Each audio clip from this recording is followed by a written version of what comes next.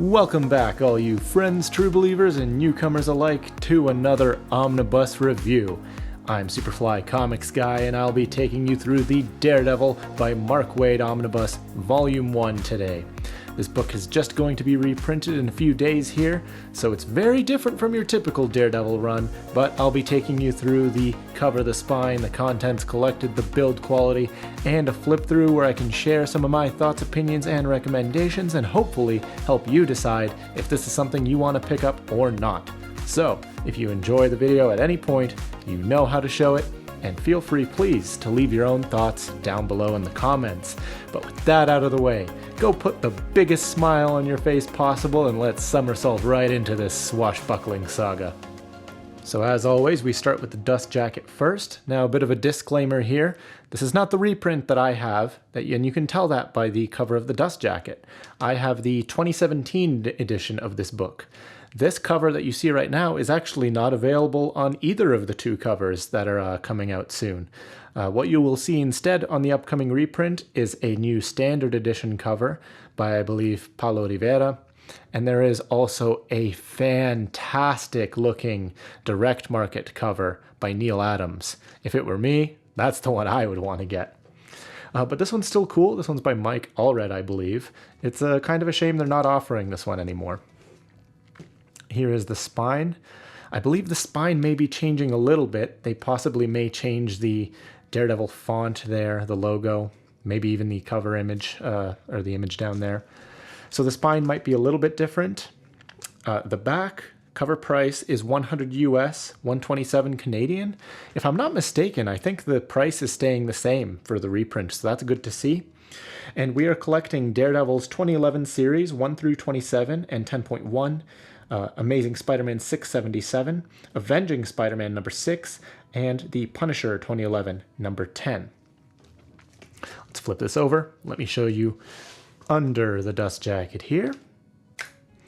There we are, and this is something very unique to this run, I believe. Let me open this up so you can see, but this is how Daredevil's radar sense is portrayed in this run, which is this really cool mishmash of like pink lines.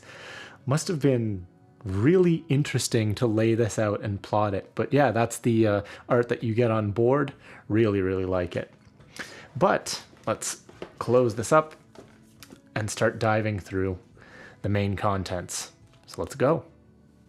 All right, so as usual, I'm going to do my best to avoid spoilers for this run, but I may touch on some points that have happened in runs leading up to this book. So things like the Bendis run, the Brubaker run, the Andy Diggle run. I may talk a little bit about that, but I'll try not to spoil those either. We got some white bookend pages here, which is interesting. You don't usually see those. Would have expected like a red or something from Daredevil, but this is a very different Daredevil run from the previous ones that we've been accustomed to, and I'll talk a little bit about that in a bit. We got a credits page here, the creators behind all of the issues that are collected in this book. And what's also really cool is that you get a recap page that gives you a bit of an intro to Daredevil if you're not familiar with him. Just in case you're a new reader and you're jumping on to this series for your first Daredevil book. You can catch up there. There is the standard edition cover for the reprint. Very, very cool. But then we dive right in. So this is Mark Waid's 2011 Daredevil run. And Mark Waid, huge, huge name in the comics business. No stranger to writing blockbuster stories. This takes place right after an event called Shadowland, and I'll be honest, I skipped Shadowland. I didn't actually read Shadowland because it doesn't have the best reputation, but all you need to know is after the Brubaker run, Daredevil went through this Shadowland period where he actually kind of turned evil for a bit, but you know, he's come out of that phase and now he's sort of starting fresh. This book does a good job of catching you up on events. So namely, some of the big things you need to know is that Matt Murdock has been publicly outed as Daredevil. Meanwhile, he's trying to deny that. He doesn't openly admit it. But the public generally is aware that he's Daredevil. But yeah, this book will be pretty frequently recapping previous events just to sort of catch you up. It doesn't really do it in a sort of heavy-handed way either. I found that the recaps are actually pretty clever. But yeah, what you need to know is that Matt's been, in the Bendis run and the Brubaker run and the Andy Diggle run, Matt's been pretty miserable the last few years, just in this seemingly endless cycle of depression and mental breakdown. This run takes a different approach. Matt is trying to be a more positive person in general. And, Mark Waid is very much aware of this. He wanted to change up the vibe. Not just for the sake of changing it, to shake things up, but Mark Waid himself, I believe, just said that, while he appreciates, writers that can write those sort of dark stories, that's not really who he is as much. He's a lot more suited to sort of those upbeat, inspirational type stories. So he, brought that in his writing style to Daredevil. So you'll see a different side of Matt Murdock. He'll be cracking the occasional jokes, pretending he's not Daredevil. Mark Waid wanted to bring the swashbuckling roots back to Daredevil, because that's kind of how he started back in the Silver Age. And honestly, the Paulo Rivera art here in the beginning is really reflective of that. You'll find that the art sort of reflects that upbeat style. A lot of the time, I felt that it was, more colorful. Just it makes it feel like the 60s or the 70s in the way everything is drawn. But anyway, that side effect with that whole thing with Matt being outed as Daredevil, it has a lot of side effects for his personal life, which has been the case for a while. But, him and his best friend, Foggy Nelson, they're running their lawyer firm on the side, Nelson and Murdoch. But they're finding that their court cases are in disarray half the time because, every time they try to mount a trial or whatever, because of Matt's identity as Daredevil, it just causes chaos half the time in the courtroom. And it gets to the point where they're like, look, I think like the DA's office at one point is like, look, you can't practice right now during all this. It just, it's resulting in too many mistrials. So what Matt and Foggy do instead is they end up coaching their clients. They apply the whole lawyer side of Matt in a very different way. So what they do is they teach their clients how to defend themselves, how to stand up for themselves in court. And that way, there's actually less courtroom stuff in general in this book. And, I love the courtroom scenes. I really do. I love that part of Daredevil. But that's kind of absent in this run because of the different approach that they take. So if that's something you're looking for, if you want to see like those riveting courtroom scenes in your Daredevil reading, there's not as much of it here. But in terms of plot, the big thing going on in this run, the thing that sort of kicks it all off, is that Matt stumbles upon this data drive known as the Omega Drive. And this thing contains information on some of the most powerful crime families in the city. What does that mean, though? Well, it means that those families are now all gunning for not just Daredevil, but Matt Murdock. Because, hey, if they can get their hands on this drive, then they can take down the other families and come out on top. So obviously they have a lot of motivation to do that. And this leads Daredevil to, call on some help. There's some team-ups with characters like Spider-Man and Black Cat, that was really cool to see. I feel like you don't typically see Daredevil teaming up with Black Cat. I found in that section, Spidey was actually written a little bit dumb at times, but not a big deal. But there's also a crossover with the Avenging Spider-Man series, Punisher as well. And those crossovers are actually really, really cool because you end up getting Marco Cecchetto on art. And that's really, really cool because if you know who Marco Cecchetto is, he was the one that was doing the ongoing Daredevil series with Chip Zdarsky that has recently ended. And if you've been keeping up with Marvel news, you'll know that Marco Cicchetto will be the penciler for the new Ultimate Spider-Man series that's being relaunched soon. So it's cool because you get to see a little bit of his precursor work on Spider-Man here. Like the Marco Cicchetto art in this book is great. But anyway, I already mentioned the other art is typically more upbeat and light, but you also have your dark moments.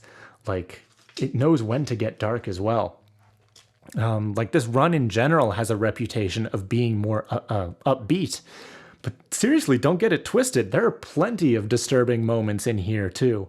Like this arc here that involves bodies mysteriously vanishing from a cemetery, or some really, really brutal fights later in the book.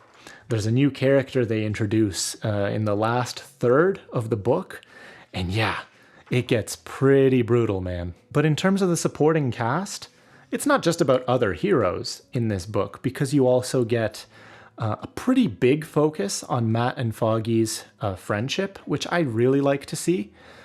This book focuses on their friendship a lot more than some of the other runs I found. You'll even see a little bit of the origin of Matt and Foggy's friendship. There's this great issue where there's a flashback of Matt helping Foggy out in law school, Foggy helping him deal with a stubborn law professor. And I just really like the way their friendship is portrayed in this book. Yes, they have their rough patches and sometimes they don't get along, but ultimately they're just bros and they want to support each other. Oh, here's some of that Marco Cicchetto art I was talking about before. Like, man, really, really beautiful stuff. I can't wait to see more of his work, like in that Ultimate Spider-Man series that's going to be coming out with Jonathan Hickman. You guys excited for that? Let me know. But man, fantastic. But yeah, what was I talking about? Supporting characters. Yeah, there's Kirsten McDuffie is a pretty fascinating character too. She's new for this series. She's the DA, I believe, and she kind of acts like a new love interest for Matt. She's very intelligent. She's completely convinced that Matt is Daredevil, and Matt naturally just, laughs it off like, yeah, whatever, plays it off. But they got a pretty complex relationship. It's really cool to see that unfold as well. Later in the run, Matt starts encountering some very peculiar events. People from his past start to appear, and he starts to see people vanishing, and that kind of stuff. When it deals with references to previous runs, that's when sort of if you've read the Bendis run or the Brubaker run, you'll kind of appreciate that background knowledge when the book starts making references to that. But yeah, it starts messing with his head a little bit, messing with his performance. He starts noticing he's making stupid mistakes, and it all sort of, the overarching story here, it all ties together. It starts with that Omega Drive, and then Matt just has to progressively investigate more and more to try to get to the bottom of things.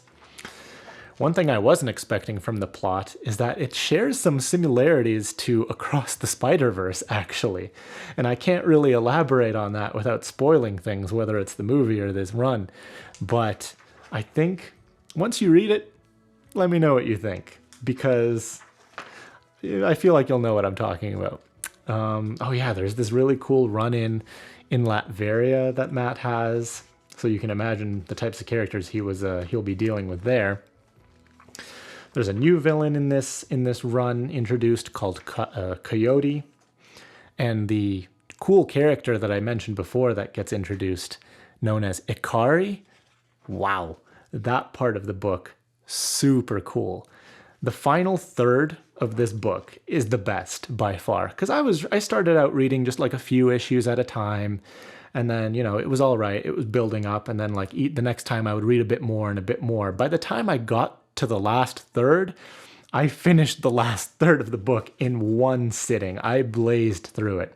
This book really, really builds up progressively more and more the longer you read it, till by the end, by the time it gets going, you just don't want to put it down. It's really riveting.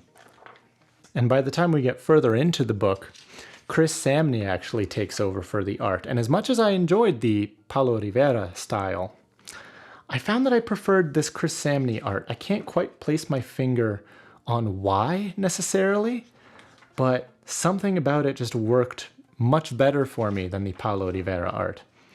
And that's saying something, because the Paulo Rivera art was good too. But yeah, really, like the entire last third of this book, I just loved so much. Now, as far as what kind of extras you get in this book, well, we start off here with an interview with Mark Waid, and he kind of talks about the nature of the lighter direction of this run, how he really wanted to bring swashbuckling, that feeling, back to Daredevil.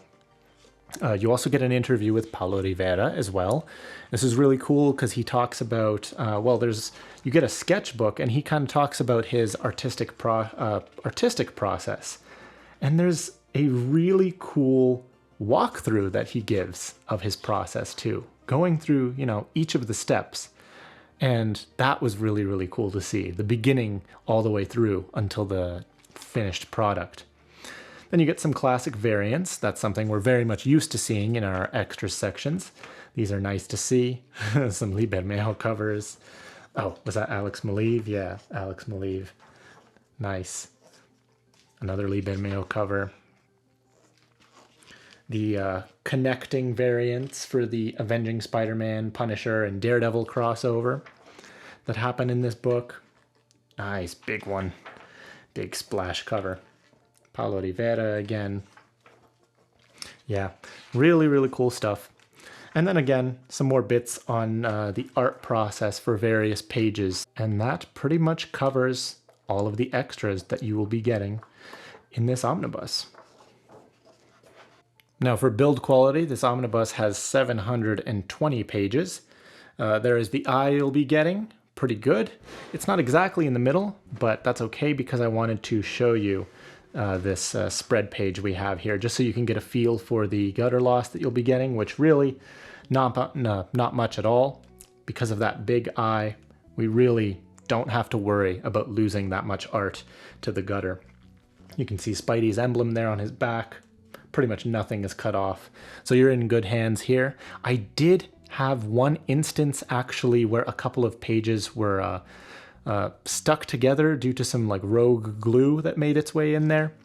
So I had to separate that myself, but that wasn't too bad. I did notice that there was occasionally some minor page bleed when there were really white pages, but honestly, I could probably count on one hand the amount of times that happened. In terms of, distracting me from the story or anything. I mean, even here, there's lots of white, and yeah, I can just barely see the other side. So not too bad. But all right, now just to wrap up with some thoughts before we say goodbye. So normally these days when we talk about Daredevil, we're very used to seeing him as this dark, tortured, brooding character. But this run takes a pretty different approach for the most part. And I think, that may jar some people. I still really, really enjoyed this because, yes, it is a different side of Matt Murdock, but that's the key. The important thing is that we are still seeing Matt Murdock. Just because it's different doesn't mean it's written in a way that feels unbelievable or like a departure from the character. And I think the light tone actually works in its favor a lot of the time, because when the dark, disturbing moments do happen, they hit that much harder because you have the contrast there now. You need light to show dark. You need dark to show light, and that's very evident here. I'm starting to feel a little bit like Bob Ross. But yeah, okay, the book starts off slow. Keep that in mind. But it keeps ramping up more and more until by the end, I was just flying through the issues, man. And I really enjoy the addition of characters like Kirsten McDuffie. I think she's a very interesting character.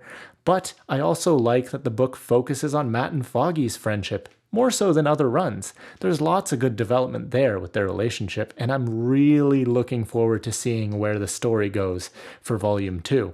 But you'll have to stay tuned for that. But that's been my review of Daredevil by Mark Waid Omnibus Volume 1. So you let me know what you thought about this book. Are you picking up the reprint? You let me know down below. But thank you so much for joining me today. I hope to catch you in another video real soon. I've been Superfly Comics Guy, and until next time, you keep reading. Bye-bye, guys.